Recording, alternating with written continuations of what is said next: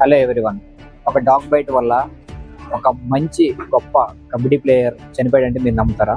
Yes, ఇది 100% నిజం. ఇది ఎక్కడ జరిగిందంటే యూపీలో ఒక 22 ఇయర్స్ ఓల్డ్ చాలా యంగెస్ట్ కబడ్డీ ప్లేయర్ చనిపోయాడు. ఎందుకో తెలుసా? ఒక చిన్న నెగ్లిజెన్స్ వల్ల. ఈ పదం గుర్తించుకోండి, నెగ్లిజెన్స్ వల్ల.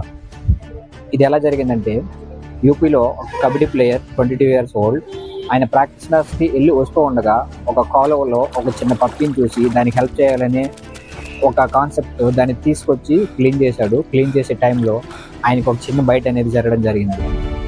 ఆ బైట్ని ఆయన నెగ్లెక్ట్ చేశారు. 1 మంత్ తర్వాత ఆయన ప్రాక్టీస్ మ్యాచ్లో ఉంటుండగా ఆయనకి బ్రీతింగ్ డిఫికల్ట్ అనేది రావడం స్టార్ట్ అయింది. సో హాస్పిటల్కి వెళ్ళారు.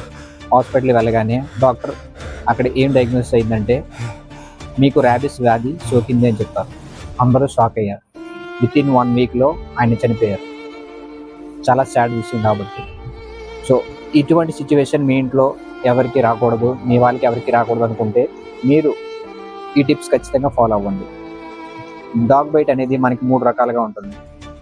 మొదటిగా డాగ్ లిక్ చేయడం కానీ టచ్ చేయడం కానీ ఉంటుంది. సో అటువంటి దానికి ఎటువంటి ట్రీట్మెంట్ అవసరం లేదు. మీరు దాన్ని సోప్ వాటర్తో క్లీన్ చేసుకొని నార్మల్గా ఉండొచ్చు.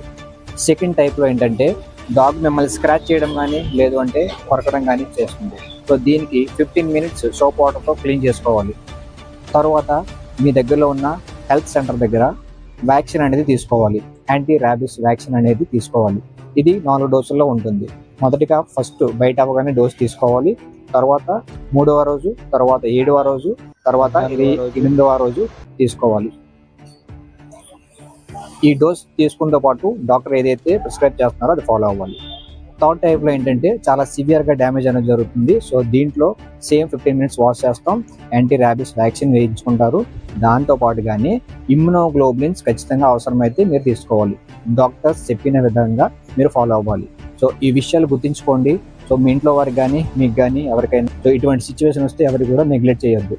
ర్యాబిస్ అనేది ప్రివెంటబుల్, కానీ ఇట్స్ నాట్ ఏ క్యూరబుల్. కాబట్టి మీరు జాగ్రత్తగా ఉండండి. మీ ఫ్యామిలీ మెంబర్స్ కానీ మీ వాళ్ళకి కానీ ఎటువంటి సిచ్యువేషన్ రాకూడదు అనుకుంటే ఖచ్చితంగా ఈ ఇన్ఫర్మేషన్ షేర్ చేయండి. Thank you all.